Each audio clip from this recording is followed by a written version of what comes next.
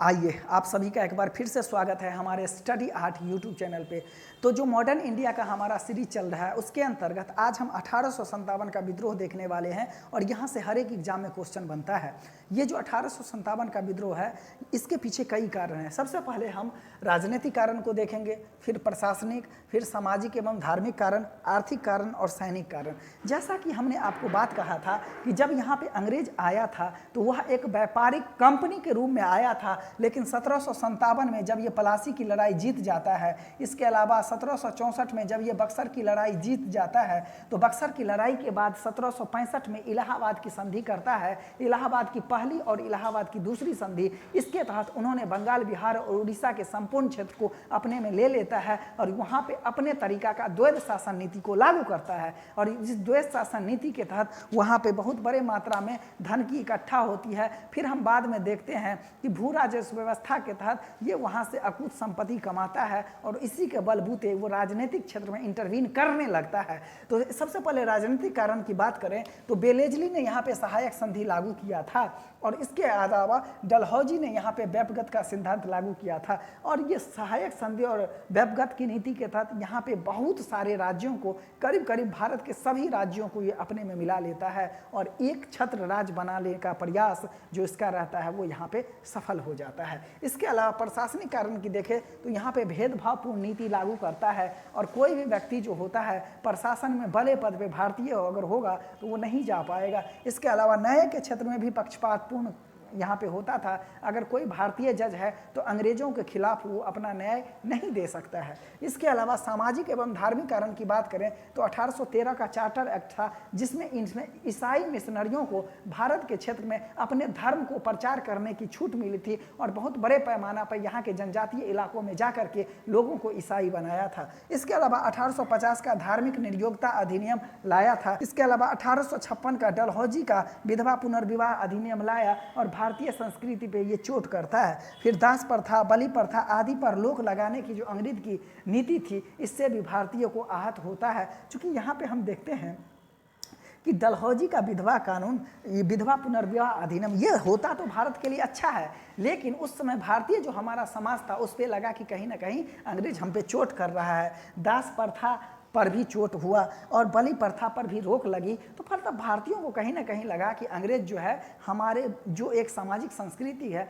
उसमें यह हस्तक्षेप कर रहा है। इसके अलावा आर्थिक कारण की बात करें तो यहाँ पे 3 भू राजस्व नीतियाँ, खास करके अस्थाई जमींदारी व्यवस्था, फिर रैयतवारी बंदोबस्त व्यवस्था और महालवारी व्यवस्था, यानी कि अस्थाई बंदोबस्त, रैयतवारी बंदोबस्त और महालवारी व्यवस्था के तहत हम देखते हैं कि भारत के सभी क्षेत्रों को ये अपने में मिला लेता है और वहाँ पे एक निश्चित मात्रा में कर की उगाही करने लगता है और भारतीयों को यहाँ पे बहुत हानि होता है। इसके अलावा सैनिक कारण में देखें तो 1856 का समान सेवा भर्ती अधिनियम, इसके तहत जो भारतीय सेना है उसको विदेशी पार, समुंदर पार जा करके भी सेवा देना पड़ेगा, फलतः इसके धर्म के खिलाफ था। इसके अलावा 1854 का डाकघर अधिनियम, अब पुलिस को भी यानी सेना को भी क्या था, तो अगर पत्र पर स्टाम्प पेपर जो है वो पहले लगाता था तो पैसा नहीं लगता था, मतलब अब जो है स्टाम्प पेपर लगाना अनिवार्य कर दिया और उसका कीमत लगता था। तो इस प्रकार से देखें तो हर एक रूप से भारतीयों को जो है नीचा दिखाने का कोशिश किया गया है। तत्कालिक कारण की बात करें तो ब्राउन बेस स्थान पर न्यू इनफील्ड राइफल का प्रयोग किया जाना और न्यू इनफील्ड राइफल में गाय और सुअर के चर्बी का मांस लगा रहता था, मुंह से खोलना पड़ता था, जिससे कहीं ना कहीं भारतीय धार्मिक जो आहत था, भारतीय धार्मिक जो मान्यता थी उसको आहत पहुंचाया। फलस्वरूप यहाँ पे विद्रोह जो है वो उबल पड़ा। विद्रोह की बात करें तो विद्रोह जो होता है वो 34वीं रेजिमेंट बैरकपुर से प्रारंभ होता है। प्रारंभ करने वाला होता है मंगल पांडे। मंगल पांडे ने लेफ्टिनेंट बाग और मेजर सर्जेंट की यहाँ पे हत्या कर देता है। इसके अलावा 10 मई 1857 को मेरठ छावनी में विद्रोह होता है। 11 मई में मेरठ छावनी का जो सेना होता है वो दिल्ली पहुंचता है और 12 मई को बहादुर शाह जफर को ये 1857 के विद्रोह को नेता मान लेता है। चूँकि बहादुर शाह जफर या बहादुर शाह द्वितीय मुगलों का अभी भी प्रतीकात्मक रूप से ही सही, पर वह संपूर्ण भारत का प्रतिनिधित्व प्रतिनिधित्व वो करता था। और इस प्रकार से देखें तो बहादुर शाह जफर को संवैधानिक तौर पर ये यहाँ पे नेता मान लेता है। अब हम देखें कि दिल्ली में विद्रोह कौन कौन करता है और दबाने वाला यहाँ पे जो अंग्रेज अधिकारी होता है ये कौन होता है। ये यहाँ अधिकारी है और ये नेता है और ये क्षेत्र है कहाँ कहाँ विद्रोह होता है। तो दिल्ली में बहादुर शाह जफर के नेतृत्व में और बख्त खां के नेतृत्व में, और इसको दबाता है जॉन निकोलसन एवं हडसन।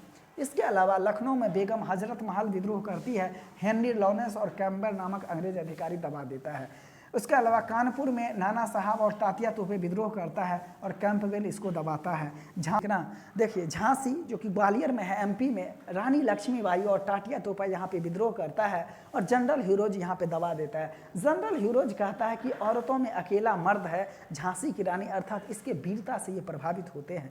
जगदीशपुर बिहार का बात करें तो वीर कुमार सिंह और उसके भाई अमर सिंह दोनों ने विद्रोह करता है। टेलर और विसेंट आयर ये इसको हो दबा देता है, यानी कि विलियम टेलर और विसेंट आयर दो अंग्रेज अधिकारी होते हैं, इसको दबाता है। फैजाबाद ये कहाँ पे है, यूपी में है, और मौलवी अहमदुल्ला इसका नेतृत्व करते हैं और कैंपबेल इसको दबा देता है। देखिए, मौलवी अहमदुल्ला ने अंग्रेजों के खिलाफ फतवा जारी किया था और अंग्रेज जो है इस पे 50,000 का इनामी रकम रखे थे। अगर ये पकड़ा जाएगा तो उस व्यक्ति को 50,000 रुपया दिया जाएगा जो पकड़वाने में मदद करेगा।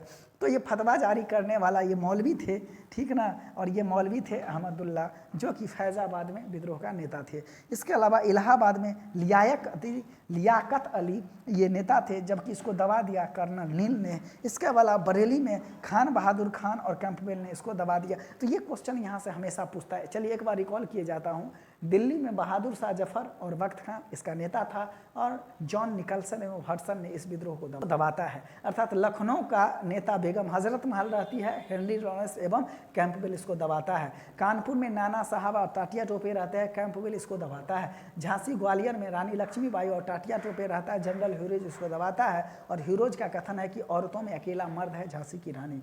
जगदीशपुर बिहार में वीर कुमार सिंह और ये मर जाते हैं, उसके बाद अमर सिंह ये दोनों नेता रहते हैं और विलियम टेयर और विसेंट आयर ने इन दोनों को दबाने का काम करता है।